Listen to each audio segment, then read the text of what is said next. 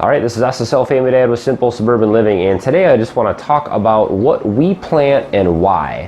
Hopefully that'll help some of you guys out that are trying to figure out what, getting into gardening or trying to figure out what to plant this year or next, and you want to know what to do, what to plant.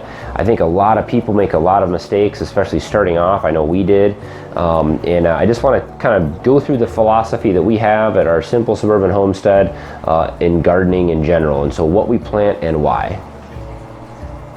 All right, so this is kind of a follow-up to the video I did earlier the other day on how we're starting all of our seeds. But I wanted to talk a little bit more about what it is that we plant and why.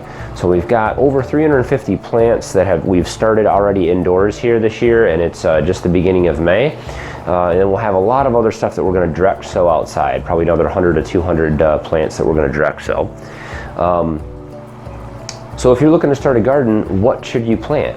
I think a lot of people make the mistake of going out and just grabbing basically handfuls of different kinds of seeds at the store. Oh, this looks cool, I want to do that, I want to do that, I want to do that. And you end up with these garden beds full of one cucumber, one cauliflower, two corns, two tomatoes, and this and that.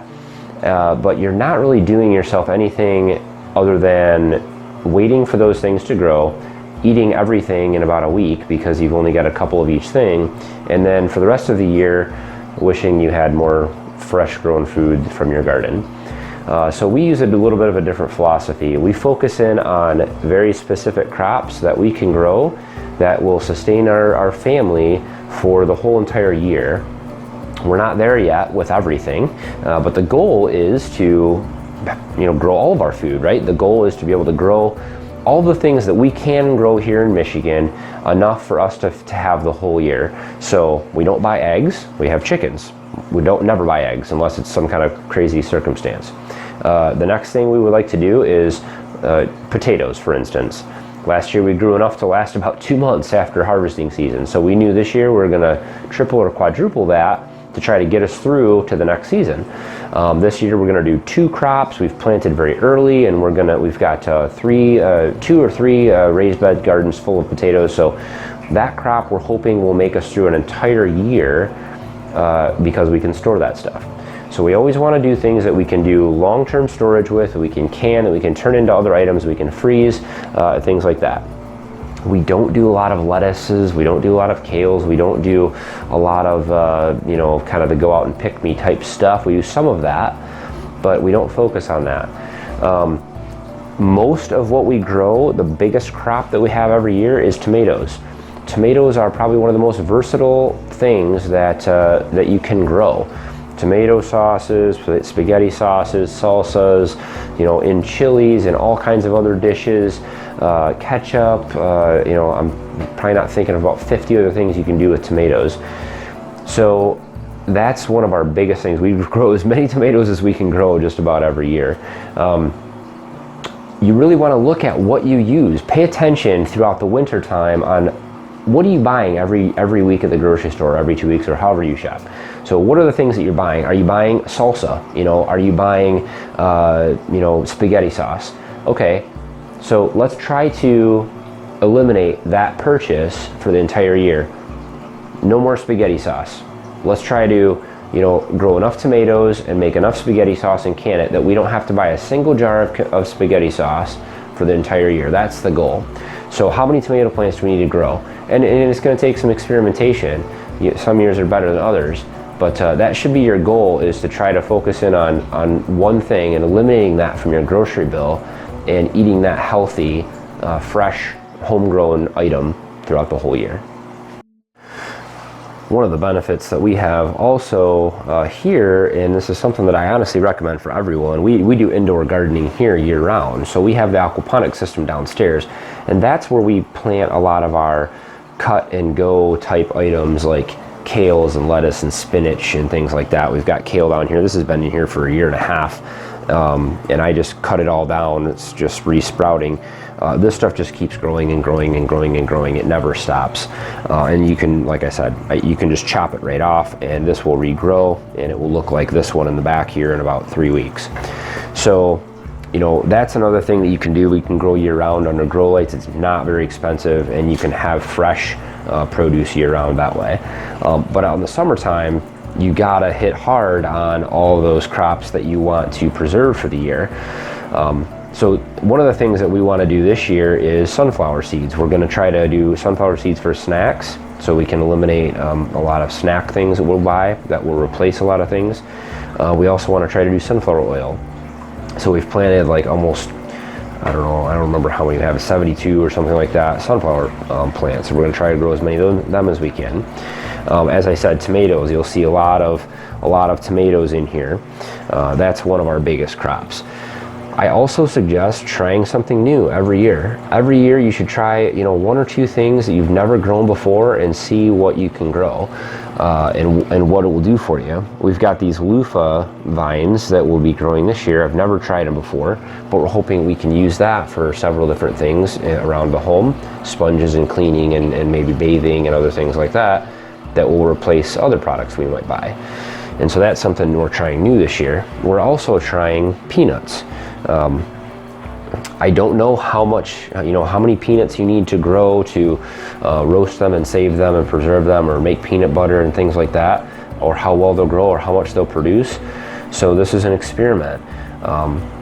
These are all peanut plants here, and most of these in here, I've got tomatoes and other things and big giant pumpkins in the back. But this is something that we eat a lot of peanuts throughout the year, so this will help we won't have to buy as many peanuts, snacks, and hopefully peanut butter as well.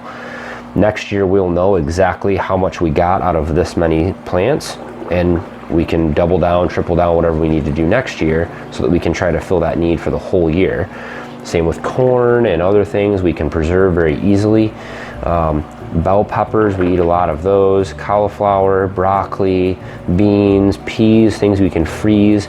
Carrots, we had enough carrots to almost last us through the whole year.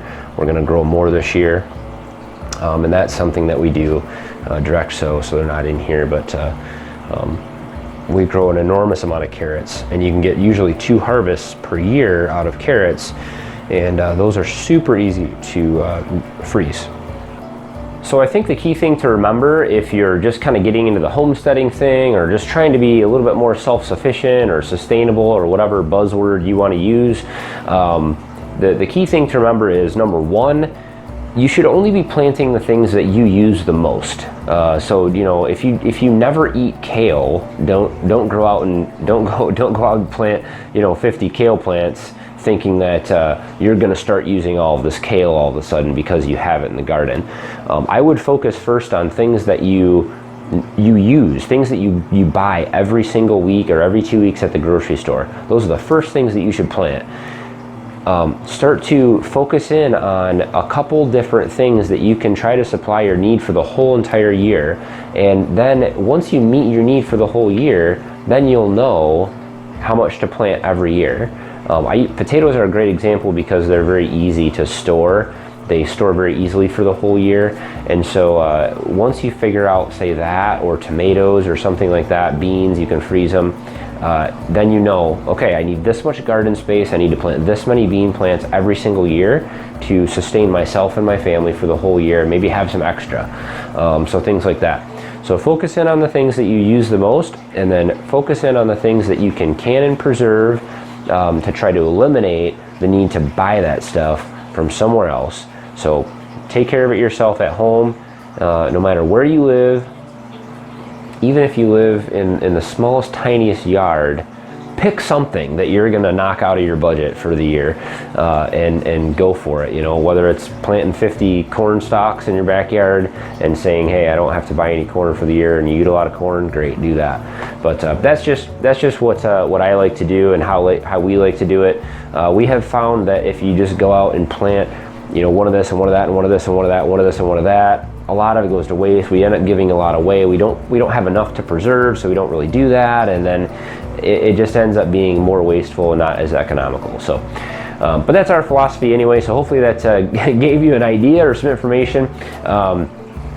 I will have lots of gardening stuff coming out this year on what we're doing and how we're growing. We had a great gardening season last year, just blew us away at how much food we produced. We're still eating some of it to this day from last year's garden. So that's where we want to be. But throw your comments below. What do you guys think? What do you guys do in your homesteads or homes, or what questions do you have about what we do here? I'm no gardening super expert, but we've got some experience down here and some things that have worked and haven't worked. So hopefully we can share those. Subscribe if you guys like this kind of thing. We've got lots of stuff coming up this year with gardening, so we'd love to have you tag along. As always, guys, thanks for watching. Have a good one.